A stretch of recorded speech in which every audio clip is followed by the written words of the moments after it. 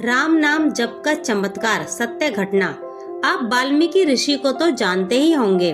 वह एक महान ऋषि थे तथा उन्होंने महाकाव्य रामायण की रचना की थी अर्थात रामायण लिखी थी। वाल्मीकि ऋषि का नाम रत्नाकर था। रत्नाकर ऋषि बनने से पहले एक बहुत क्रूर डाकू था। वह घने जंगल में छुपकर बैठता था। जंगल से आने जाने वाले राहगीरों को रोककर उनकी धन संपत्ति लूट लेता था तथा उन्हें मार डालता था और उस संपत्ति से अपनी पत्नी बच्चों का भरण पोषण करता था। प्रतिदिन शाम को उसकी पत्नी और बच्चे उसकी राह देखते थे कि उन्हें पहनने को आभूषण और खाने के लिए मिठाइयाँ और अच्छे अच्छे व्यंजन मिलेंगे। उनके आने पर घर के सभी सदस्य उनका प्रेम से स्वागत करते थे। जब लोगों के ध्यान में आया कि यह रास्ता ठीक नहीं है, यहाँ डाकू रहते हैं, तो फिर धीरे धीरे लोग उस मार्ग से जाने से कतराने लगे। वे डरते थे कि कहीं डाकू उन्हें मार न डालें। रत्नाकर को लोग वाल्या डाकू के नाम से जानते थे। एक दिन नारद मुनि हाथ में बीड़ा लिए नारायण नारायण का जाप करते हुए जंगल से निकल रहे थे। वाल्या डाकू वहीं जंगल में छुपकर बैठा हुआ था तथा यात्रियों की प्रतीक्षा कर रहा था, जिससे वह उन यात्रियों को लूट सके तथा आज अपने परिवार का भरण पोषण कर पाए। नारद मुनि के शब्द वाल्या के कानों तक पहुँचे। वह उन्हें लूटने के उद्देश्य से उनके सामने पहुँच गया। उसके हाथ में उन्हें मारने के लिए तलवार थी। उसने नारद मुनि को लूटने के लिए रोका और कहा कि तुम्हारे पास जो भी है वह मुझे दे दो, तभी तुम आगे जा सकोगे। नारद मुनि ने उसे देखा और शांति से हंसते हुए कहा कि यह देखो, मेरे हाथ में वीणा और मुख में हरि नाम के अलावा मेरे पास कुछ भी नहीं है। इस पर वाल्या डाकू ने अपने हाथ की तलवार उठाई और कहा कि जो है वे सब दे दो, नहीं तो तुम्हारी गर्दन उड़ा दूंगा।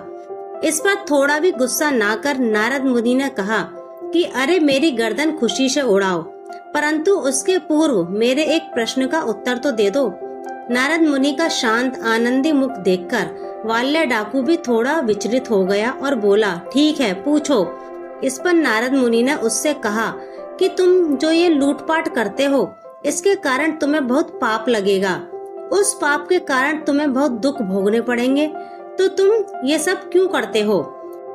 उस पर रत्नाकर ने उत्तर दिया कि मैं ये सब अपनी पत्नी और बच्चों के पेट भरने के लिए कर रहा हूँ। इस पर नारद मुनि ने कहा, जिसके लिए तुम ये पाप कर रहे हो वह तुम्हारी पत्नी और बच्चे क्या तुम्हारे इस पाप का आधा फल भोगने हेतु तैयार हैं? इस पर रत्नाकर बोला, हाँ, उनके लिए ही तो मैं ये सब करता हूँ, तो वे इस पाप का आधा फल तो भोगेंगे ही।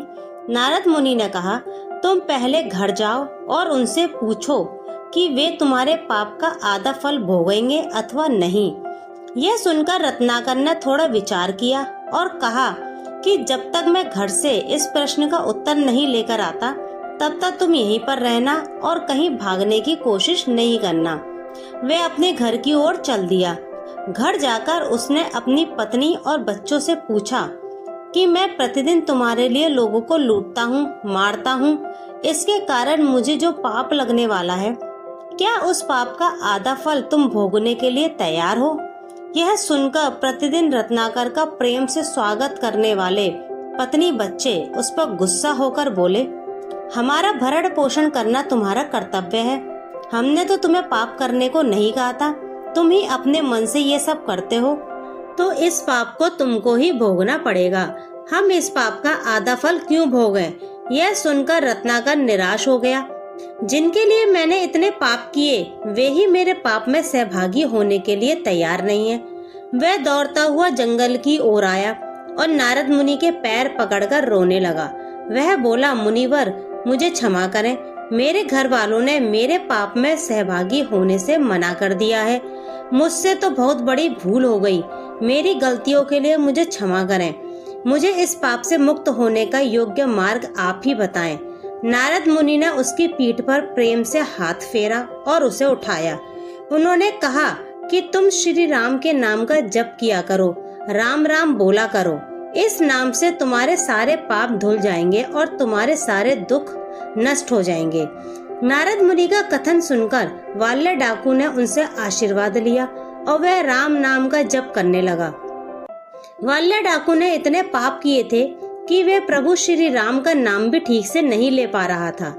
राम राम कहने की बजाय उसके मुख से मरा मरा शब्द ही निकलता था।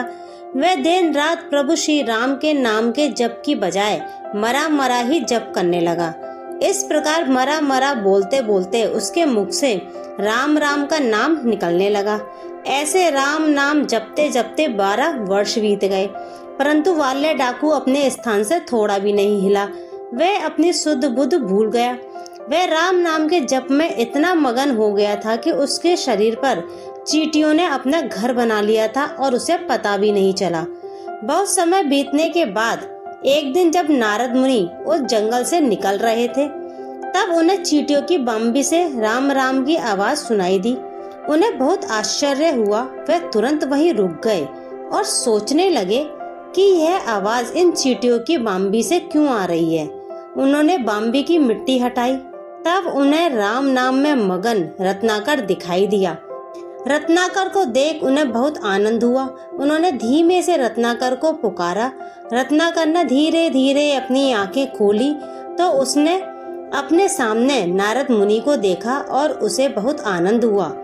उसने उनके पैर पकड़े और उनकी आंखों से अश्रु की धारा बहने लगी, जिससे उनके चरणों का अभिषेक हो गया।